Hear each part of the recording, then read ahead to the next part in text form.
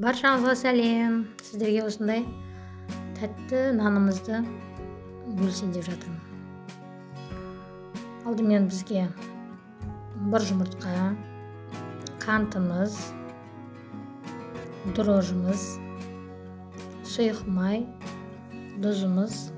Осыларға жылы сүтті құйып, әбден араластырып аламыз. Қантымызды, тұзымызды ертіп алуымыз керек. Содан соң үстіне ұнымызды салып илеп аламыз.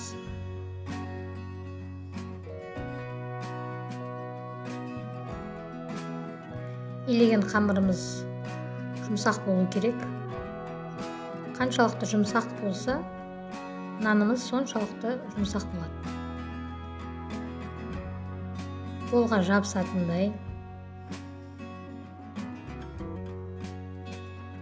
Осындай жұмсақтығы осындай болу керек. Сонда нанымыз жып жұмсақ болып шығады. Осыны енді ашығанын күтеміз. Мынау ашып дайын болғаны. Енді осыны бөліктерге бөліп аламыз.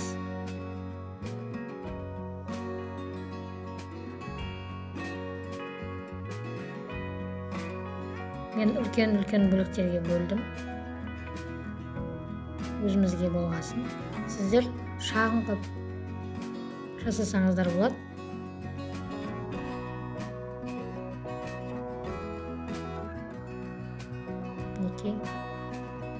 Қайырып қамырымызды дайындап аламыз. Содан кейін оқтауымызбен жайып, бір шетін пышақпен кесіп, видеода көріп тұрғандарыңыздай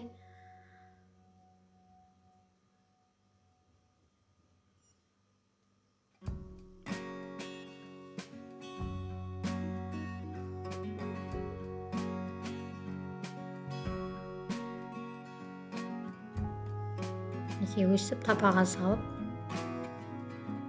дайындап аламыз.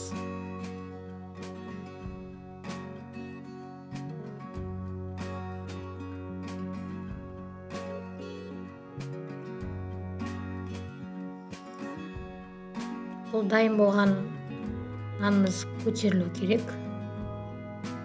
Бетін жауып қойып, жылы жерге қойып қоямыз.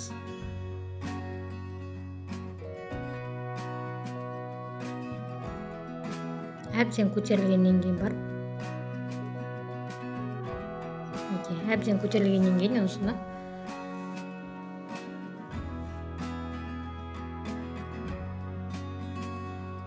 енді бетіне жұмыртқамызды жағамыз.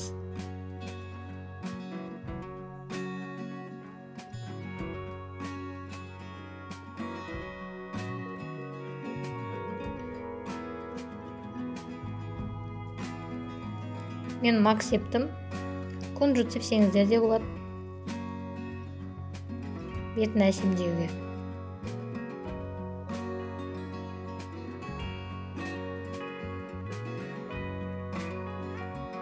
Осыны енді пешке пісіріп аламыз. 180 градуста. Нанымыз дайын. Жып жұмсақ әрі дәмді. Жасап көріңіздер. Арнама